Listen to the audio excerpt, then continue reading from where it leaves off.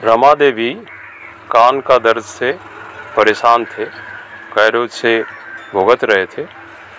खाना खाने में दर्द, बैठने में दर्द, उठने में दर्द, सोने में दर्द, नींद भी उनको सही से नहीं हो रहा था। इस पोजीशन में उनको 2 बार पंचकर्मा किया गया। अब 2 बार पंचकर्मा करने के बाद उनको ये दर्द पूरा मुक्त हो गया।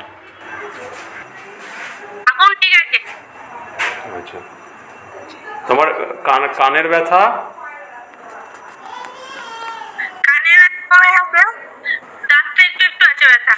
আচ্ছা কানের ব্যথাটা কিরকম কি হয়েছিল একটু ভালো করে বলো। কানের ব্যথা, ভিতরটা খুব ব্যথা হচ্ছিল। আচ্ছা, তাতে কি কি অসুবিধা হচ্ছিল? খুব যন্ত্রণা হচ্ছিল। তাতে কি অসুবিধা হতো? ঘুমোতে পারতে না? ঘুমানো অসুবিধা হতো। আর গেলে হ্যাঁ, আর বসলেও হচ্ছিল। আচ্ছা, মানে সবসময় যন্ত্রণা চলতো হচ্ছিল। আচ্ছা,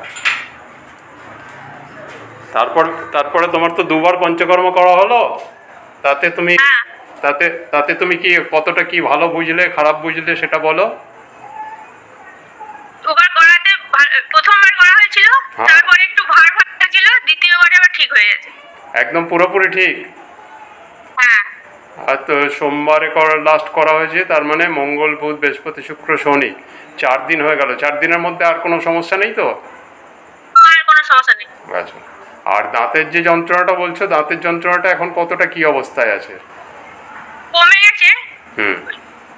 যখন ব্যথা হচ্ছে তখন সুফলটা দিয়ে কুলা করলে কমে যাচ্ছে। কিন্তু ওটা যে রাত্রেবেলা রোজ করতে বলেছিলাম, রাত্রেবেলা রোজ করছো? হ্যাঁ, মাজনটা দিয়ে হ্যাঁ, আগে মুখে রেখে দিয়ে তারপর দিন সকালে ধুই।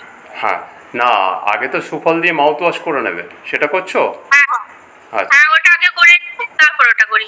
আচ্ছা, আর তোমার কবল ধারণটা তেল দিয়ে যেটা কবল ধারণ বলা হয়েছিল সেটা করছো? হ্যাঁ, ওটা করছো? হ্যাঁ। চলো, ঠিক আছে, ওটা করতে থাকো। আর ওই দাঁতের পোকা রয়েছে তো, ফুটো আছে, ওটাকে একটু হ্যাঁ, ওটাকে রোজ রাত্রেবেলা তোমাকে ভালো করে ধুয়ে পরিষ্কার করে নিতে হবে। সে সুফল দিয়ে করে তারপরে ওই মাজনটা দিয়ে রাখো। এটা তোমাকে চালিয়ে যেতে হবে, কিন্তু দীর্ঘদিন চালাতে হবে, কারণ নইলে আবার ওর মধ্যে তো খাবার ঢুকলেই হ্যাঁ, খাবার ঢুকলে পচবে, রাত্রে পচে যায়, রাত্রে পচে গেলে সকালবেলা দিয়ে আবার ইনফেকশন চালু হয়ে যাবে। ওইটা তোমাকে দাঁতের সমস্যাটা যেটা ক্যাভিটি রয়েছে, তো ক্যাভিটিটাকে দাঁত তুলে দিলে কিছু হবে না, দাঁত তুলে দিলে ওইটা সমস্যাটা গেল, কিন্তু পাশেরটা দেখবে আবার। পাশের নড়াটা কি অবস্থা? ওকে বেশি হাত দিইনি, ওটা হাত দিলে তো শুরু হয়ে যাবে আবার। আচ্ছা, আচ্ছা, না ওই পাশেরটা নড়ছে তো, ওই রকম ভাবে যে ক্যাভিটির একটা সরিয়ে দিলে তখন পাশেরটা দেখবে আরো বেশি সমস্যা করছে। ঠিক আছে, হ্যাঁ হ্যাঁ, তো ওই জন্যই তোমাকে সাবধান হয়ে ওইভাবে মাজন এবং সুফল এই দুটোকে ব্যবহার করে তুমি তখন তো তোমার এমনি কোনো অসুবিধা হবে না। সারাদিন তুমি খাওয়া দাওয়া ঠিকঠাক করতে পারবে, সব কিছুই করতে পারবে। ঠিক আছে, আগে ব্যথাটা পুরোপুরি কমিয়ে নাও। হ্যাঁ, তারপরে যেটা নড়ছে সেটাকে টাইট করার একটু ব্যবস্থা আমি করে দেবো। ঠিক আছে, হ্যাঁ, আগে দাঁতের ব্যথাটা পুরোপুরি ঠিক করে নাও। ঠিক আছে, হ্যাঁ, রাখলাম।